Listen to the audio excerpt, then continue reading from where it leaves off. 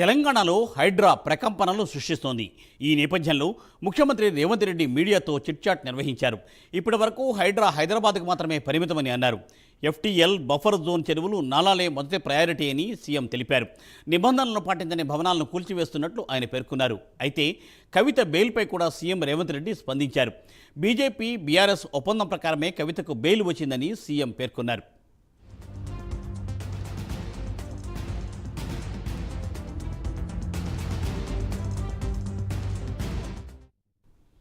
Right, దీనిపై మరింత సమాచారాన్ని మా ప్రతినిధి చందు అందిస్తారు. చందు. మూర్తి, ఈ రోజు తెలంగాణ సచివాలయంలో తెలంగాణ తల్లి విగ్రహ ఏర్పాటుకు ముఖ్యమంత్రి రేవంత్ రెడ్డి భూమి పూజ చేశారు. ఆ తర్వాత మీడియాతో ఆయన చిట్చాట్ గా మాట్లాడారు. ముఖ్యంగా హైదరాబాద్ సంబంధించిన కీలక వ్యాఖ్యలు చేశారు. హైదరాబాద్ మాత్రమే పరిమితం అవుతుంది. వరకు ఎఫ్టీఎల్ బఫర్ చెరువులు, నాలాలు, పార్కులు ఇవన్నీ కూడా తనకు మొదటి ప్రియారిటీ.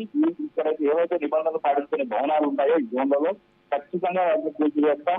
ఇందులో తారకంగా భేదం ఎవరు లేరు, ఏ పార్టీ నాయకులు లేరు, కాంగ్రెస్ పార్టీ నాయకులైనా కూడా కూల్చేస్తామంటూ కూడా హెచ్చరికలు జారీ చేశారు. మొదటగా ఫస్ట్ కూల్చివేత మొదలు పెట్టింది కాంగ్రెస్ నేత కల్లం రాజు కాబట్టి ఇందులో ఎవరిని ఉపేక్షించేది లేదు అంటూ కూడా చాలా కీలకంగానే మాట్లాడారు. ముఖ్యంగా సెక్రటరీ జిహెచ్ఎంసీ లాంటి భవనాలకు మాత్రం సుప్రీంకోర్టు అనుమతి ఉంది కాబట్టి వాటి కూల్చివేత సరైనది కావాలంటే మాట్లాడారు. మరోవైపు కవిత బెయిల్ తో కూడా రేవంత్ రెడ్డి స్పందించారు. మనీష్ సిసోడియాకు బెయిల్ రావడానికి 15 నెలలు సమయం పట్టింది. కేజ్రీవాల్కి ఇప్పటివరకు బెయిల్ రాలేదు. కవితకు త్వరగా బెయిల్ రావడానికి బీజేపీ మద్దతు ఉంది.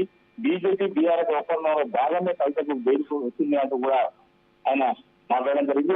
మరోవైపు జనగాల కేటీఆర్ ఫామ్ హౌస్ పై కూడా ముఖ్యమంత్రి మాట్లాడారు.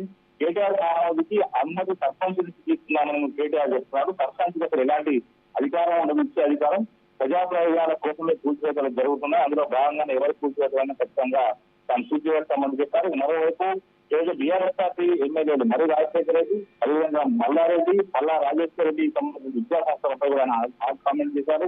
వాళ్ళకి కబ్జాలు లేకపోతే వాళ్ళకి భయం ఎందుకు మాట్లాడారు.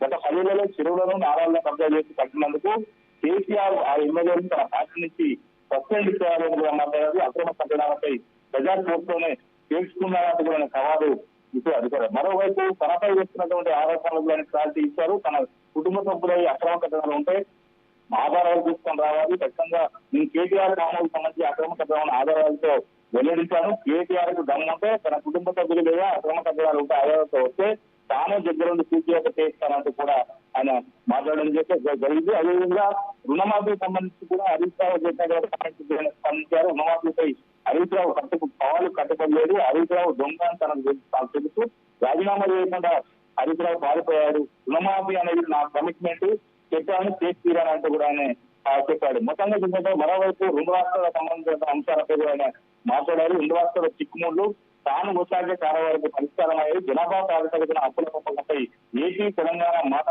రేవంత్ వచ్చాడిన వింటుంది అంటూ కూడా ఆయన మాట్లాడారు. మరోవైపు చూసినట్టయితే వాల్మీకి స్కామ్ సంబంధించి ఇప్పటికే కేటీఆర్ ఈ కాంగ్రెస్ పై తీవ్ర ఆరోపణలు చేశారు. వాల్మీకి స్కామ్ తో తమకు ఎలాంటి సంబంధం లేదు, తెలంగాణ ఖాతాలు ఉన్నంత మాత్రం తమకు సంబంధం ఏంటి, వాల్మీకి స్కామ్ లో బీఆర్ఎస్ నేతలకే లింకు ఉండొచ్చు అంటే ఖచ్చితంగా ఆరోపణలు చేశారు. గతంలో డ్రగ్స్ కోసం కొంతమంది బీఆర్ఎస్ నేతలు బెంగళూరు కూడా వెళ్ళారు కాబట్టి వాళ్ళకి లింకు ఉండాలనే ఆరోపణలు కూడా ఆయన చేశారు. మరోవైపు రుణమాఫీకి సంబంధించి కేటీఆర్ కొడంగల్కు వెళ్తాను అంటే ఖచ్చితంగా పాల్గొస్తా, అక్కడికి కేటీఆర్ వెళ్ళి రైతులతో మాట్లాడాలి. మాట్లాడిన తర్వాత రిపోర్ట్ కూడా అంతగా చెప్పారు. కేటీఆర్ నమ్మడు అంటూ కూడా ఆయన వ్యాఖ్యలు చేయడం జరిగింది. మరోవైపు చూసినట్టయితే ఏదైతే 2014, 2018, 2025 అన్ని పార్టీల మేనిఫెస్టోలపై ప్రత్యేక అసెంబ్లీ సమావేశాలు పెట్టి చర్చించాయి. దాంట్లో కేసీఆర్ అసెంబ్లీకి రావాలి, అప్పుడు కూడా గతంలో పాల్గొవద్దు అంటూ ఆయన మాట్లాడిన పరిస్థితి కనిపిస్తుంది. మరోవైపు రుణమాఫీ సంబంధించి ధర్నాలు విషయాలలో కూడా బీఆర్ఎస్ కార్యకర్తలు లాంటి కూడా ఆయన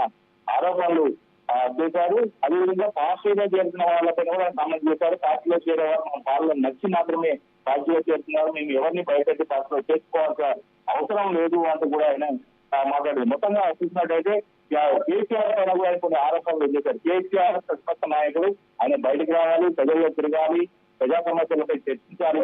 కానీ కేసీఆర్ ప్రతిపక్ష నాయకుడిగా జీతాలు తీసుకుంటున్నారు కాబట్టి ఖచ్చితంగా జీతం తీసుకున్నారు, ప్రజల్లో తిరగాలి, ప్రభుత్వ వ్యవస్థలను వాడుకుంటున్నారు కాబట్టి ఆయన ప్రతిపక్ష నాయకుడిగా పనిచేయకపోతే ఎలా అంటూ కూడా హెచ్చరికలు అందించేటువంటి ప్రయత్నం అయితే చేశాడు. Murthy. Thank you Chandu, thanks for update.